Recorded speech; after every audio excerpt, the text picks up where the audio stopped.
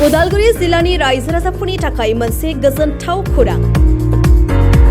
बे समाव रुपा हेल्थ केयारआ लानानै फैदों बेसेन नाङै बायदि बेरामनि फाहामथाय।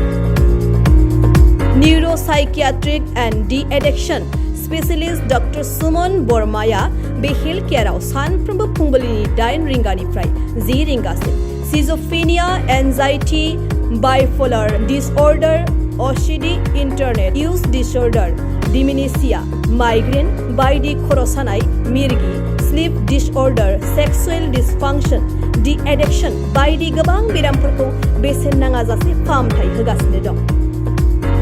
बिनि अनगायैबो बिगुरनि बायदि बेरामनि थाखाय skin specialist doctor Prateek Baruah, medicine specialist doctor Sudem Narzary, general surgeon doctor Bikram Aditya Daimary, child specialist doctor Kunal Das बायदि गोजौ रोंगौथि गोनां देहा फाहामगिरिफोरखौ नोंथांमोना बे रुपा हेल्थ केयारआव मोननो हागोन। अब्ला मानोथो गोबाव खालामखो? उदालगुरि जिल्ला हरिसिंगा गोजौ फरायसालिनि साखाथियाव थानाय रुपा हेल्थ केयारआव गावनि बेरामखौ थाबैनो फाहामथाय लाफैदो। आबुङै मिन्थिनो थाखाय गाहायाव होनाय जानबुं नं 9957689063 नङाब्ला 9181245689 सुलाद लाहरदो।